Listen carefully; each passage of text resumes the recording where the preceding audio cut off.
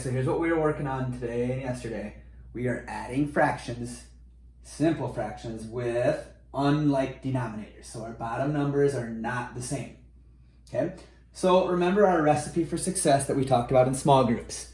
First, we need to write our equations vertically, which means we're writing them up and down.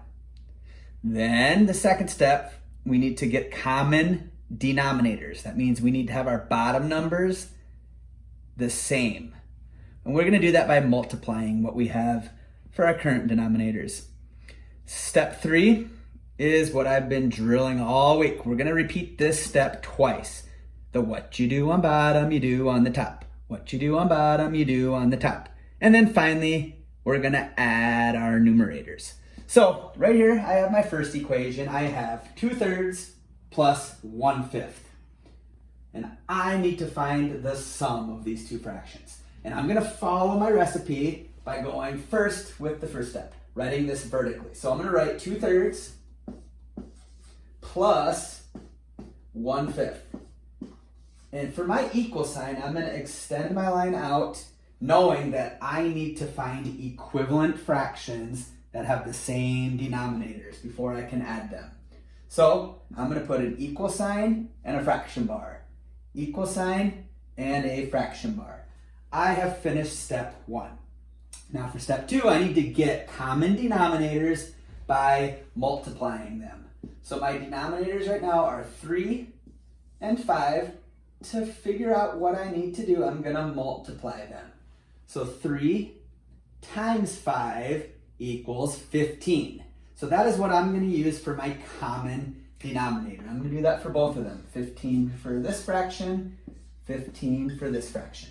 So I have determined that 15 is going to be my common denominator that I'm going to add with. Now, I need to figure out how did I get from 3 to 15. Well, it grew larger, so it definitely multiplied. And I know that I was multiplying times 5.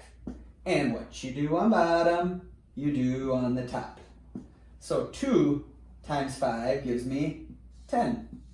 That tells me that 2/3 is equivalent to 10/15. I'm done with this fraction. I'm going to move to my bottom part now. 5 gets to 15 by multiplying times 3. And what you do on bottom, you do on the top. So 1 times 3 is 3. Now I have found the equivalent fraction. 1/5 is equivalent to 3/15. I have common denominators of 15 now. I'm ready to add them up. So if I add any fractions together and I have common denominators, I just add the top numbers together, just the numerators. 10 plus 3 is 13. And my denominator stays the same as 15ths. So my final sum then is 13/15. So I know that 2/3 plus 1/5 gives me a sum of 13/15. Circling my answer. All right, we're going to do one more problem, and this one's a little more complex.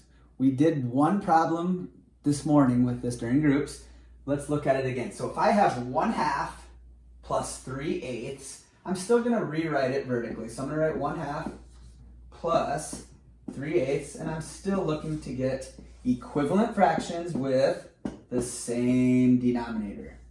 This time, though, I am looking at my denominators. I have 2 and 8 for my bottom numbers, 2 and 8 for my denominators, and I notice that the smaller denominator, 2, is a factor of the larger denominator, 8. That means if I were to count by 2s, 2, 4, 6, 8, it fits perfectly into the larger denominator. So I'm actually going to use this 8 as my common denominator right now.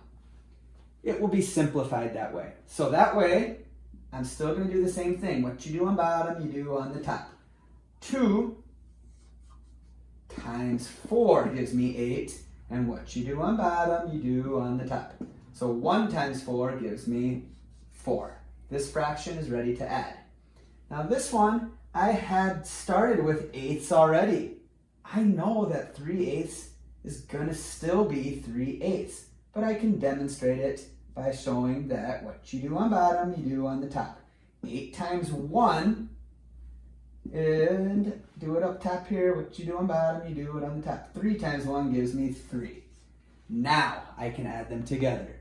4/8 plus 3/8 gives me a sum of 7/8. So 1/2 plus 3/8 is 7/8.